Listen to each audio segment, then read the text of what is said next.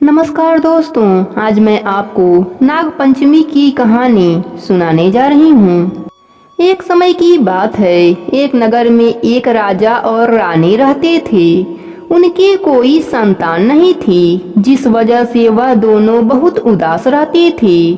वह अनेक मंदिर में गए, मन्नतें मांगी, परंतु उन्हें संतान प्राप्ति नहीं हुई।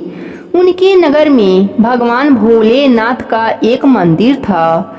संतान की कामना से रानी हर रोज वहां पूजा के लिए जाती थी। ईश्वर की कृपा से रानी गर्भवती हो गई और 9 महीने बाद एक सुंदर राजकुमार को जन्म दिया। परंतु पैदा होने के कुछ समय बाद वह बालक एक सांप में बदल गया। रानी के गर्भ से एक सर्प पैदा हुआ है, इस बात पर सब आश्चर्य करने लगे। राजा को कुछ सलाहकारों ने सलाह दिया कि इस सपोले को घर में ना रखें, या तो इसे मार दें या इसे जंगल में छोड़ आएं। लेकिन ममता की मारी रानी ने ऐसा करने से साफ इनकार कर दिया। राजा रानी ने बड़े यत्नों से उस नाग शिशु का पालन पोषण किया। रानी उसका विशेष ध्यान रखती थी। धीरे धीरे वह सांप बड़ा हुआ और एक बड़ा नाग बन गया। अब रानी को उसके विवाह की चिंता हुई। एक दिन रानी ने राजा से यह बात कही। तब राजा ने अपने सगे संबंधियों और रिश्तेदारों से विवाह की बात कही, तो सबने मना कर दिया। बहू के तलाश में राजा दूसरे नगर अपने मित्र के घर पहुँचे। राजा को देख वह सेठ बहुत खुश हुआ और राजा से आने का उद्देश्य पूछने लगा।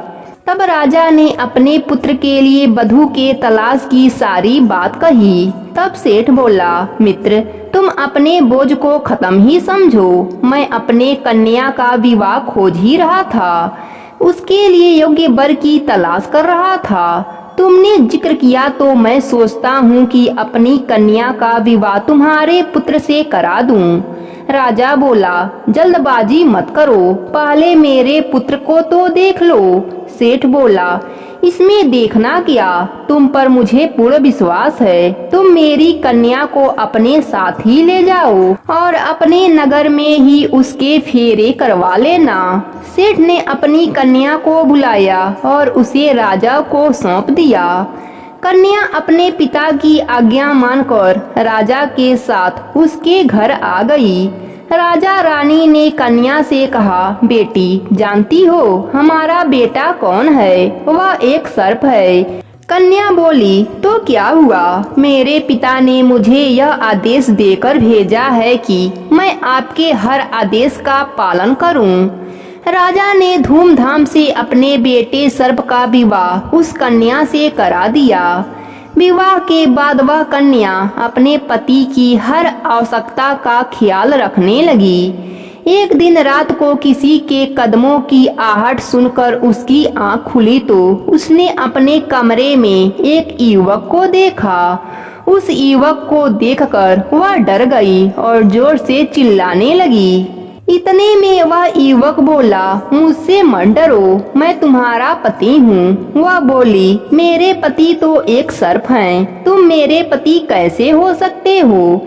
युवक बोला, मैं ही वह सर्प हूँ, वह देखो।